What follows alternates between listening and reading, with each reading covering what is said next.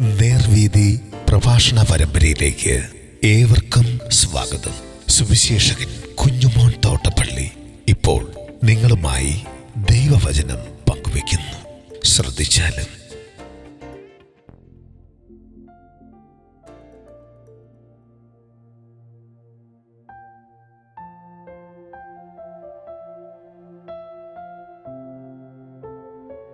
യേശു കാത് സൗഖ്യമാക്കുന്നു. ദൈവനാമത്തിന് മഹത്വം ഉണ്ടാകട്ടെ. ലൂക്കോസിന്റെ സുവിശേഷം 22-ാം അധ്യായം 49 മുതൽ ഞാൻ വായിക്കുന്നത് ശ്രദ്ധിച്ചാലും. സംഭവിക്കാൻ പോകുന്നത് അവൻ്റെ കൂടെയുള്ളവർ കണ്ടു. കർത്താവേ, ഞങ്ങൾ വാൾ കൊണ്ട് വെട്ടണമോ എന്ന് ചോദിച്ചു. അവരിൽ ഒരുത്തൻ മഹാപുരോഹിതന്റെ ദാസനെ വെട്ടി അവൻ്റെ വലത്തെ കാത് അറുത്തു. അപ്പോൾ യേശു, ഇത്രയ്ക്ക് വിടുവീൻ എന്ന് പറഞ്ഞ് അവൻ്റെ കാത് തൊട്ട് സൗഖ്യമാക്കി.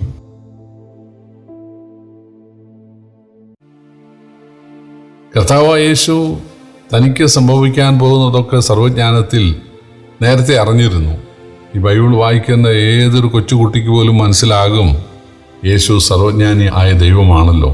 കാരണം സംഭവിക്കാൻ പോകുന്നത് എന്തൊക്കെയാണെന്ന് എത്ര അക്കവും പുള്ളിയും ഇട്ട് കൃത്യമായിട്ട് പറഞ്ഞ വേറെ ആരെങ്കിലും ഉണ്ടോ? ഇല്ലല്ലോ.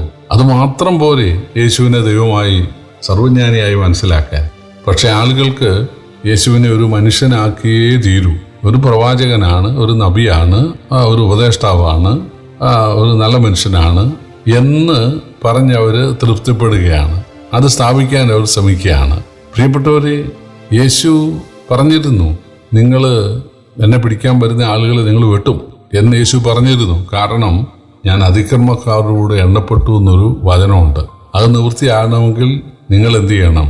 നിങ്ങൾ അതിക്രമക്കാരെ പോലെ ആകണം എന്ന് പറഞ്ഞാൽ 3.5 വർഷം എന്നോടുകൂടെ നിങ്ങൾ പരിശീലിച്ചു, നിങ്ങൾ പരിശീലിപ്പിക്കപ്പെട്ടു, നിങ്ങൾ വചനമൊക്കെ പഠിച്ചു എന്നുള്ളത് ശരിയാണെങ്കിലും നിങ്ങൾ ആത്മീയരായിട്ടില്ല, നിങ്ങൾ നേളിക്കാറൊന്നും ആയിട്ടില്ല, നിങ്ങൾ സാധാരണ മനുഷ്യരിൽ നിന്ന് വലിയ വ്യത്യാസമൊന്നും നിങ്ങൾക്ക് ആയിട്ടില്ല. അതുണ്ടാകണം. അത് യേശു ഇവിടെ തെളിയിക്കുകയാണ്. ഇവിടെ യേശു പറഞ്ഞത് കൃത്യം സംഭവിച്ചു. അതായത് യേശുവിനെ പിടിക്കാൻ ആളുകൾ അടുത്തപ്പോൾ മഹാപുരോഹിതന്റെ ദാസനെ, ഏറ്റവും ശ്രേഷ്ഠനായിട്ടുള്ള ഒരാളെ തന്നെ വാളെടുത്ത് വെട്ടി അവൻ്റെ വലത്തെ കാത് അറുത്തു. ഇതൊക്കെ കണ്ടിട്ട് പിടിക്കാൻ വന്നവർ ഓടുമെന്നൊക്കെ വിചാരിച്ചായിരിക്കും അങ്ങനെ ചെയ്തത്. പക്ഷേ അവരോടിയൊന്നുമില്ല. അവർ യേശുവിനെ പിടിക്കുകയും ബന്ധിക്കുകയും ചെയ്യും.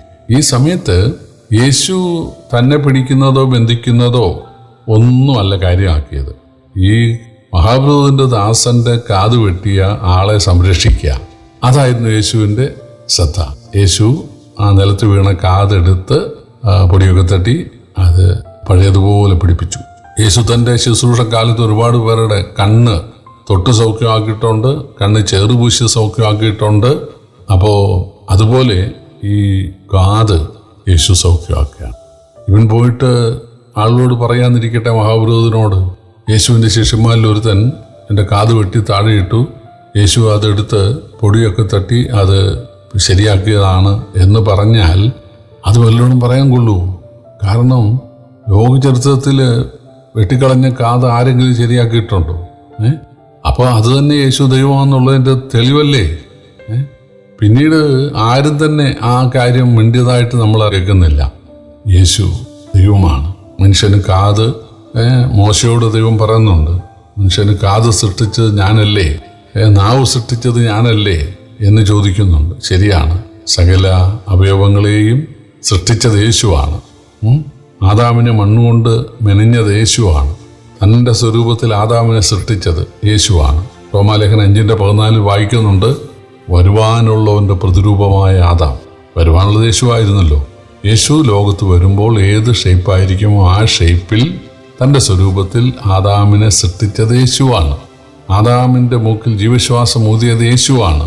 അതായത് യേശു മനുഷ്യനാകുന്നതിന് മുൻപ് താനാണ്. എന്തിന്? ബൈബിള് പറയുന്നു, ആകാശം നിന്റെ കയ്യിലെ പ്രവൃത്തിയാകുന്നു, അവ നശിക്കും, നീയോ നിലനിൽക്കും, നിന്റെ സംവത്സരങ്ങൾ അവസാനിക്കുകയുമില്ല. യേശുവാണ് സകല നക്ഷത്രങ്ങളെയും സൃഷ്ടിച്ചത്. യേശുവാണ് സകല ഓന്മുഖാന്തരം ഉളവായെന്നാണ്. കാരണം യേശുവാണ് ലോകത്തെ വീണ്ടെടുക്കേണ്ടത്, മനുഷ്യൻ്റെ ശാപം മാറ്റേണ്ടത്, ലോകത്തിൻ്റെ ശാപമോക്ഷം നൽകേണ്ട യേശുവാണ്. അതുകൊണ്ട് യേശുവിനെ കൊണ്ടാണ് പിതാവ് എല്ലാം സൃഷ്ടിച്ചത്. കാരണം യേശു സൃഷ്ടാവും രക്ഷിതാവും എന്ന് വരണം. അപ്പോൾ യേശുവാണ് സ്വർഗത്തിലുള്ളതും ഭൂമിയിലുള്ളതും ദൃശ്യമായതും അദൃശ്യമായതും സിംഹാസനങ്ങളാകട്ടെ, കർത്തൃത്വങ്ങളാകട്ടെ, വാഴ്ചകളാകട്ടെ, അധികാരങ്ങളാകട്ടെ, സകലതും യേശു മുഖാന്തരം എന്ന് കൊലോസ്യർ 1:15 യോഹന്നാൻ 1:1 ആദിയിൽ വചനമുണ്ടായിരുന്നു, വചനം ദൈവത്തോടുകൂടിയായിരുന്നു, വചനം ദൈവമായിരുന്നു, അവൻ ആദി ദൈവത്തോടുകൂടിയായിരുന്നു, സകലതും അവൻ മുഖാന്തരം ഉളവായതൊന്നും അവനെ കൂടാതെ അല്ല ഉളവായത്, വചനം ജഡമായി തീർന്ന് കൃപയും സത്വവും നിറഞ്ഞവനായി നമ്മുടെ ഇടയിൽ പാർത്തു. അപ്പോൾ വചനമായ അല്ലെങ്കിൽ ഗ്രീക്കിൽ ലോഗോസായ ആ കർത്താവാണ് സകലതും സൃഷ്ടിച്ചത് എന്നാണ് യോഹന്നാന്റെ സുവിശേഷം 1:1 വായിക്കുന്നത്. അപ്പോൾ മനുഷ്യനെ അവൻ്റെ കണ്ണും കാതും മൂക്കും നാക്കും അന്തരേന്ദ്രിയങ്ങളും എല്ലാം സൃഷ്ടിച്ച യേശുവിന് അതിനൊരു കംപ്ലൈൻറ്റ് വന്നാൽ പരിഹരിക്കാനായിട്ട് സാധിക്കുമെന്ന് യേശു അവസാനമായി തെളിയിക്കുകയാണ്. മറ്റൊന്ന്, തൻ്റെ ശിഷ്യൻ്റെ ഒരു അവിവേകം. തന്നെ രക്ഷിക്കാനാണ്, പക്ഷേ തന്നെ സർവജ്ഞാനിയായ, സർവ്വവ്യാപിയായ, സർവശക്തനായ യേശുവിനെ രക്ഷിക്കാൻ ഒരു മനുഷ്യനായ ശിഷ്യൻ തുനിയേണ്ട ആവശ്യമില്ലല്ലോ. പക്ഷെ അതവൻ്റെ അറിവ് കുറവ്, അതവൻ്റെ വിവരക്കുറവ്. അതുകൊണ്ട് 3.5 വർഷം എന്നോടുകൂടെ നടന്നിട്ടൊന്നും നീ ഒന്നും പഠിച്ചില്ലേ, അതുകൊണ്ട് നോക്കിക്കോ, നീയൊക്കെ പോയി അനുഭവിച്ചോ, മഹാവിരോധം പിടിച്ചോളും എന്നൊന്നും പറഞ്ഞ് അവരെ കൈയൊഴിയാൻ യേശു തയ്യാറായില്ല. യേശു കാതു തൊട്ട് സൗഖ്യമാക്കിയ തെളിവ് നശിപ്പിക്കുകയാണ്. ഇനി ഒരിക്കലും അങ്ങനൊരു സംഭവം ഉണ്ടായിന്ന് ആ മഹാവിരോധന്റെ ദാസൻ ആരോടും പരാതി പറയാൻ കഴിയാതെ വണ്ണം യേശു തൻ്റെ ശിഷ്യനെ രക്ഷിക്കുകയാണ്. ഇതാണ് യേശുവിൻ്റെ മാർഗം. തന്നെ രക്ഷകനായി സ്വീകരിച്ചിട്ടുള്ള ആളുകളുടെ ജീവിതത്തിൽ എന്ത് കുറവ് വന്നാലും യേശു അതിന് പരിഹാരകനാണ്. യേശു അത് ഏറ്റെടുക്കുകയാണ്. യേശു അവരെ വീണ്ടും പ്രയോജനപ്പെടുത്തുകയാണ്. ഇതുപോലൊരു മാർഗം വേറെ ലോകത്തില്ല. നമ്മുടെ ഉത്തരവാദിത്വമല്ല ആത്മീയ ജീവിതം. കർത്താവ് അത് ഏറ്റെടുക്കുകയാണ്. നമ്മളെ ആത്മീയമായി വളർത്തുവാൻ കർത്താവിൻ്റെ മനസ്സുണ്ട്. നമ്മളെ കർത്താവ് പ്രയോജനപ്പെടുത്തുകയാണ്.